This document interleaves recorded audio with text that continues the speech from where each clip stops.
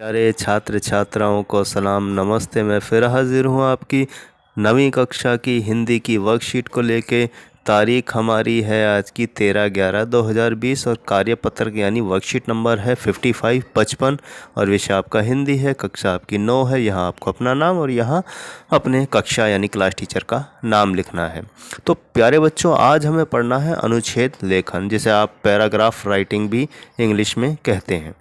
तो अनुच्छेद लेखन एक गद्य विधा है। तो बच्चों ये जान लें कि गद्य क्या होता है।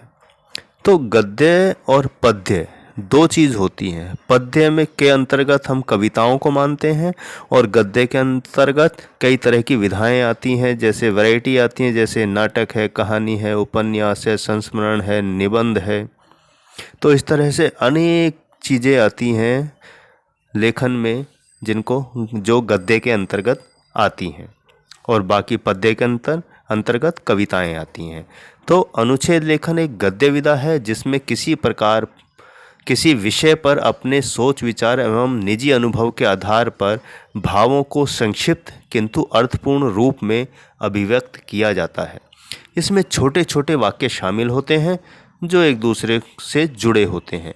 इसमें मुख्य बिंदुओं को शामिल कर मुहावरे एवं लोकोक्तियों आदि का प्रयोग और अधिक व्यवहारिक हो जाता है या उसको बनाया जा सकता है। अनुच्छेद लेखन में वाक्यों को दोहराया नहीं जाता है। हमारे घरों में या आसपास पिछले सप्ताह और इस सप्ताह कुछ महत्वपूर्ण त्योहार पर्व मनाए जा चुके हैं या मनाए जाने वाले हैं। इन्हीं पर्वों में से किसी एक पर सोच विचार कर उसका शीर्षक चुनकर कोरोना काल की वर्तमान परिस्थितियों के अनुसार कुछ सुझावित बिंदुओं को शामिल कर एक अनुच्छेद लिखिए। संकेत के लिए नीचे कुछ तस्वीरें दी जा रही हैं।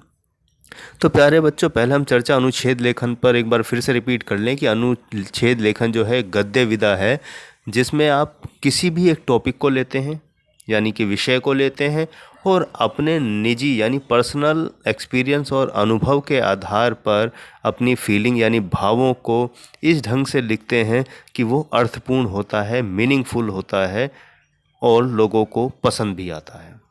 तो इसमें एक खास बात और लिखते समय कि वाक्य छोटे छोटे हमें प्रयोग में लाने हैं, इस्तेमाल करने हैं, जो कि एक दूसरे से जुड़े हुए होते हैं। और इसमें कुछ अपने पहले से ही तैयारी कर लें कि किन किन बिंदुओं को हमें शामिल करना है, जिससे आसानी हो कि उन्हें तरीके से क्रमवार यानी सिलसिले से रख सकें, यानी पॉइंट वाइज रख सकें। और इसमें अगर आप मुहावरे लोकोक्ति आदि का प्रयोग करते हैं तो आप समझिए कि अनुच्छेद लेखन आपका और प्रभावी हो जाता है। तो अनुच्छेद लेखन में एक बात और आप ध्यान रखेंगे कि इसमें भी कोई वाक्य रिपीट यानी उसको दोहराया नहीं जाता है। तो प्यारे बच्चों अनुच्छेद लेखन में हमें वाक्य दोहराना नहीं है और जो भी लिखना है उसका पहले एक खांचा तैयार कर लें ताकि आप जो भी बिंदु हैं, आपके पॉइंट्स हैं, उनके अकॉर्डिंग अनुसार आप अपने अनुच्छेद लेखन को बेहतर और अच्छे ढंग से लिख सकें। और इसमें कोशिश ये करनी है, क्योंकि ये पैराग्राफ राइटिंग है, एस्से राइटिंग नहीं है, तो उसमें संक्षिप्त कम से कम शब्दों में अपनी बात अच्छे ढंग से कहने की कोशिश करनी है, प्रयास करना है। क्योंकि एस्से राइटिंग और पैराग्राफ राइटिंग यानी अनुच्छेद लेखन दोनों अलग हो जाते हैं। एस्से राइटिंग में आपके पास समय होता है विस्तार से लिखने के लिए, लेकिन अनुच्छेद लेखन में एक विषय पर संक्षिप्त यानी कम से कम शब्दों में अपनी बात रखी जाती है, कही जाती है। तो आइए बच्चों, हमें जो काम दिया गया है उसको हम देख लेते हैं कि कुछ बिंदु दिए गए हैं, नीचे आपके तस्वीरें दी गई हैं। तस्वीरें आपकी हैं, देख लीजिए कि दिया जल रहा है, यहाँ मस्जिद है, चांद दिख रहा है, यहाँ दिए जले गए हैं, यहाँ ईद पर एक दूसरे से गले मिल रहे हैं, यहाँ दिए और गणेश जी और लक्ष्मी जी की मूर्ति है, यहाँ मिठाइयाँ हैं, यहाँ सेवइयाँ हैं, बादाम है और यहाँ गिफ्ट है। तो इन त्योहारों पर यानी कि त्यौहार कोई भी हो, सभी में प्रेम, भाईचारा, शांति का संदेश शामिल होता है। एक दूसरे की यानी कि इतनी सारी वैरायटी हमारे देश में हैं, तरह तरह के त्यौहार मनाए जाते हैं, हर धर्म के त्यौहार मनाए जाते हैं, लेकिन हमारे यहाँ भारत एक ऐसा देश है जहाँ अनेकता में एकता है और एकता में ही अनेकता है। हम मिलजुल कर रहते हैं, ये मिसाल है पूरी दुनिया में।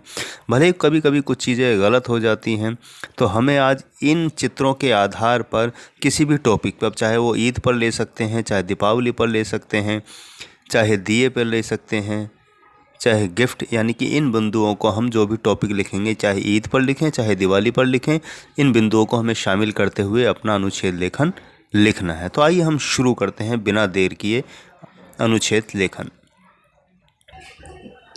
तो प्यारे बच्चों, हमारा अनुच्छेद लेखन आपके सामने है। हमने इसको टॉपिक दिया है कोरोना काल में दीपावली।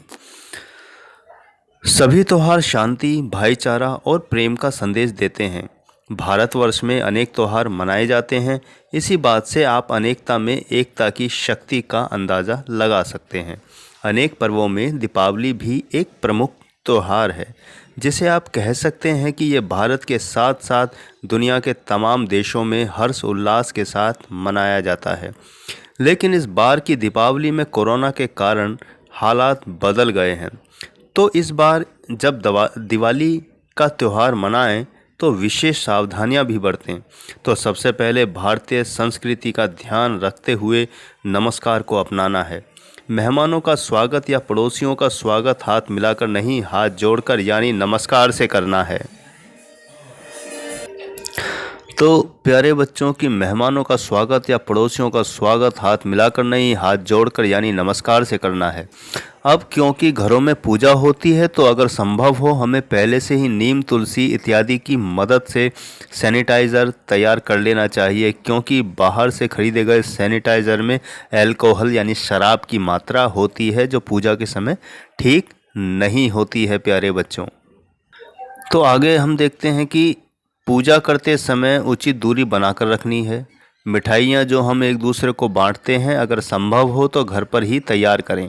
और एक महत्वपूर्ण बात, प्रदूषण बहुत ज़्यादा बढ़ गया है, जो हमारे स्वास्थ्य के लिए अत्यंत हानिकारक है। तो बिल्कुल भी पटाखे ना जलाएं। अपने वातावरण को स्वच्छ रखना हमारी महत्वपूर्ण जिम्मेदारी है।